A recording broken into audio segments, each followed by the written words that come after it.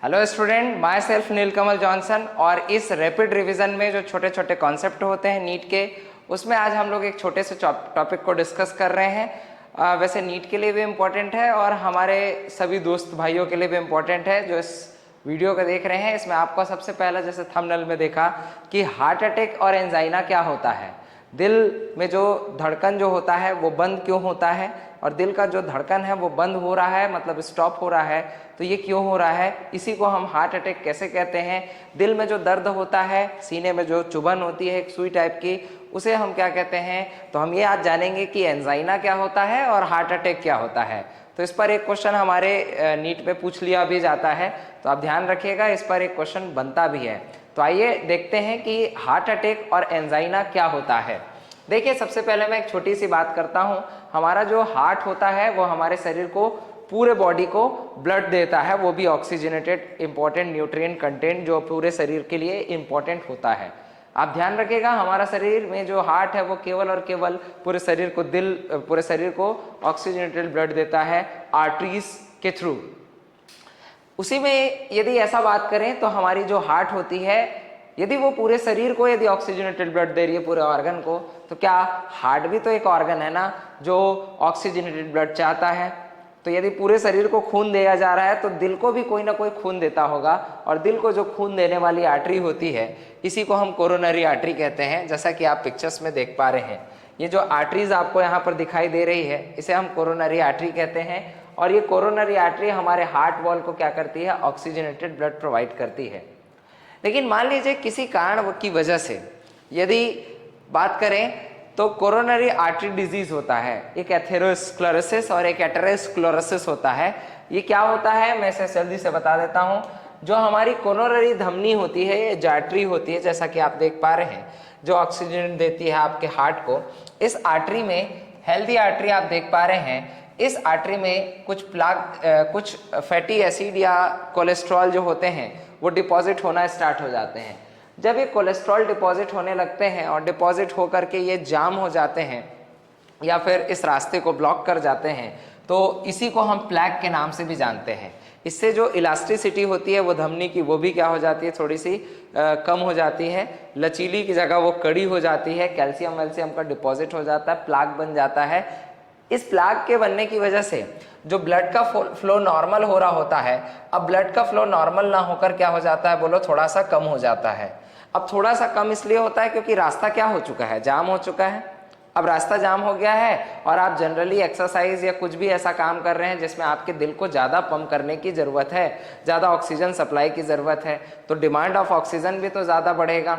ज़्यादा oxygen demand बढ़ेगा तो ब्लड का रिक्वायरमेंट भी बढ़ेगा। लेकिन इतना ब्लड का रिक्वायरमेंट बढ़ गया, क्या इतनी मात्रा में हमारे हार्ट में ऑक्सीजन जा पाएगा? क्या नहीं जा पाएगा, क्योंकि ब्लड ही नहीं जा पा रहा है। और ब्लड नहीं जा रहा है तो ऑक्सीजन भी नहीं जा रहा है। तो धीरे धीरे मैं देख पा रहा हूँ कि मेरे शरीर में हमारे हार्ट वॉल में ऑक्सीजन की कमी हो जाती है।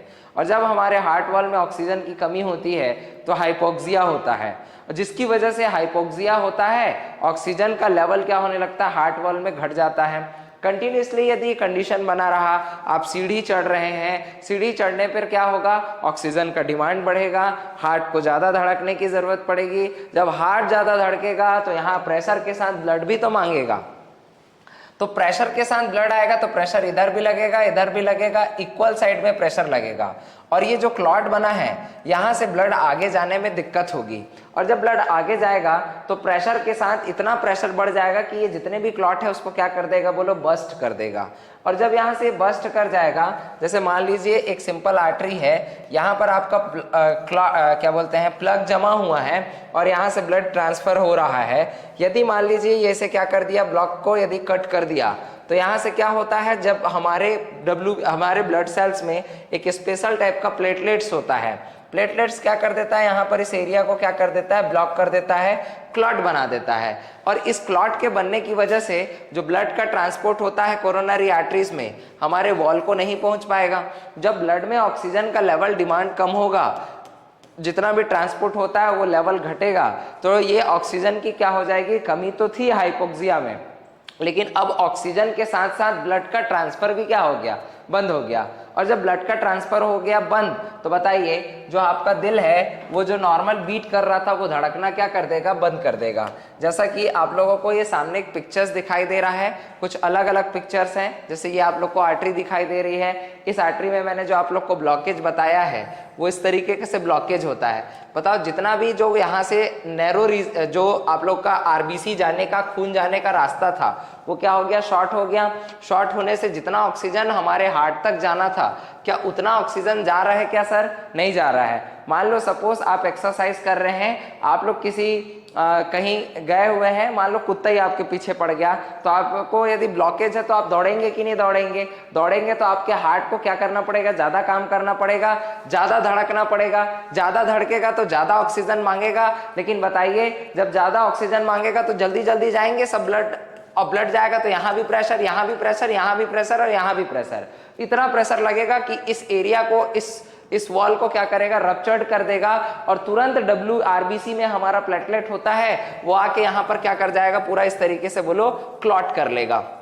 ब्लड क्लॉटिंग जानते हैं, हमारे में क्लॉट हो जाएगा। तो बताइए जितने आरबीसी आपके हार्ट को जा रहे थे, क्या अब खून आगे जाएगा क्या? अब हार्ट यदि हार्ट में खून जाना बंद हो जाएगा तो हार्ट भी पंप करना क्या कर देगा, बोलो बंद कर देगा।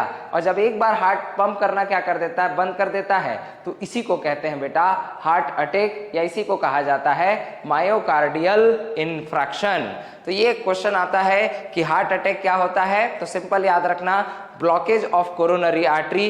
लेकिन ध्यान रखिएगा इसके भी 2 स्टेजेस होते हैं। शुरुआती दौर पे जब ब्लॉकेज आएगा तो धीरे धीरे ब्लड आपके ऑक्सीजन हार्ट को जा रहा होगा।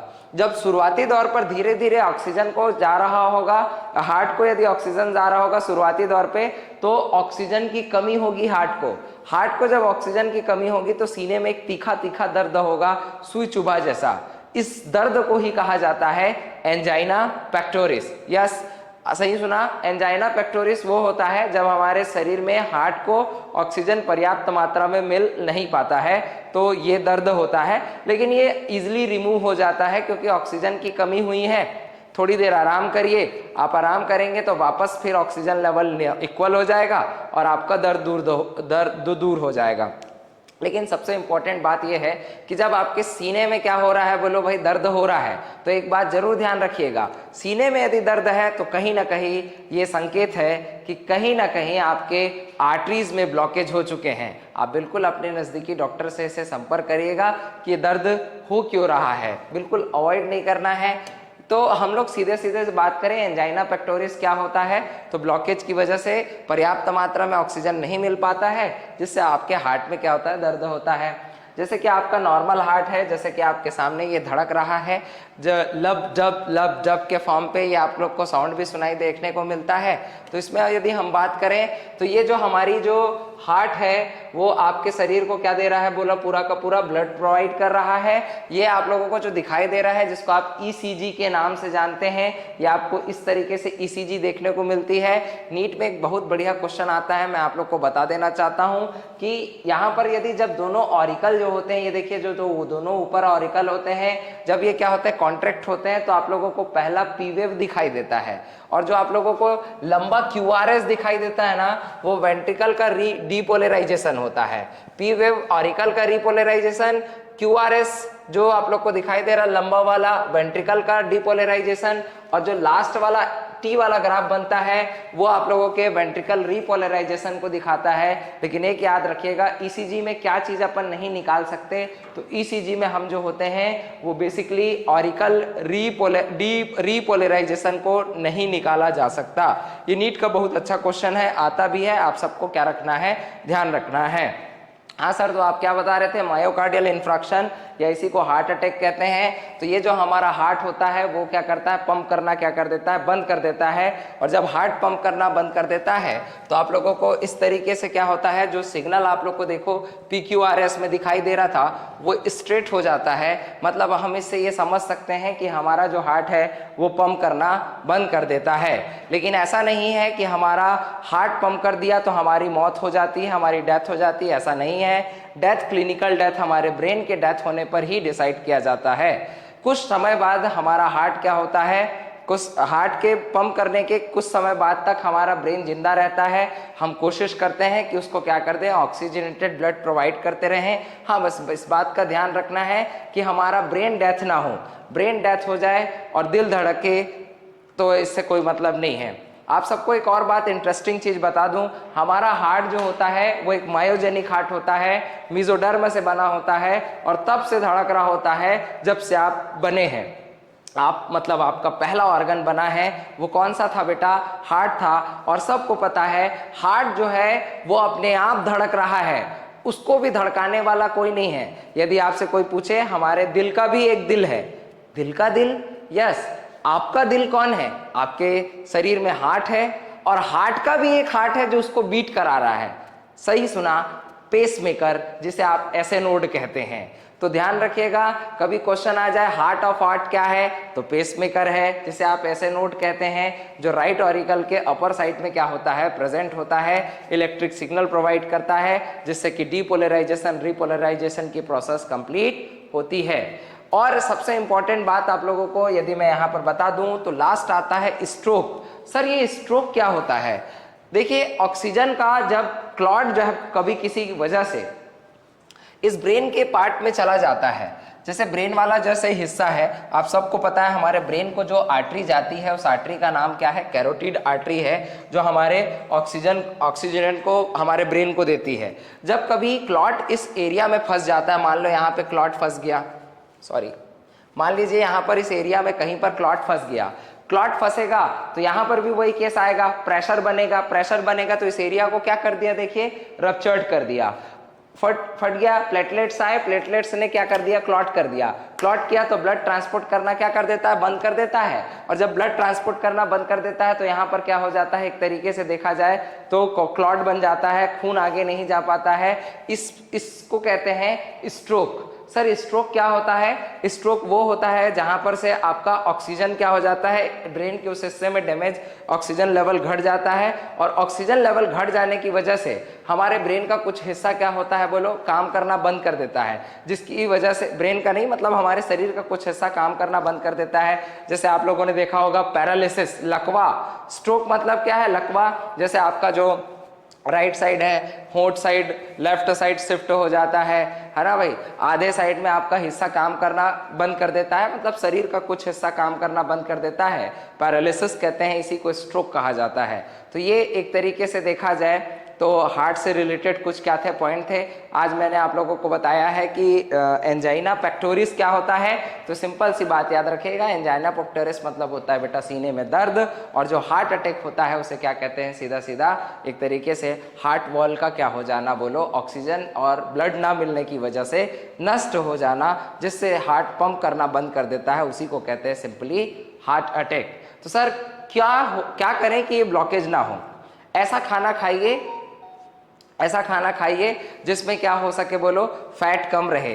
ऐसा फूड, ऐसा डाइट लीजिए जिसमें हमारे शरीर में डिपॉजिट कम हो और रिएक्टिविटी फास्ट हो। मतलब सर फैट जो होते हैं, जैसे कि आप लोगों ने सैचुरेटेड कंटेंट खाते हैं, जो भी होता है उसमें क्या होता है, आप वो सब लेंगे, जैसे कि ऑयल, जैसे कि आपका घी हो गया, डालडा हो गया, मक्खन हो गया, ये सारे की रिएक्टिविटी क्या होती है, बहुत स्लो होती है और हमारे शरीर में क्या होते जाते हैं, ये जमा होते जाते हैं। और बात करते हैं ऑयल की, तो सैचुरेटेड ऑयल होता है जिसके पीछे आप पैकेट को ऐसे देखेंगे तो उसमें प्यूफा लिखा होता है, pure unsaturated fatty acid.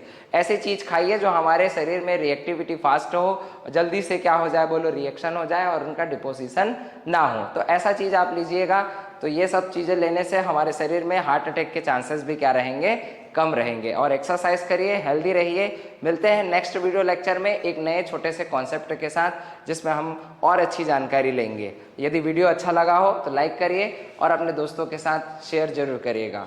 Thank you.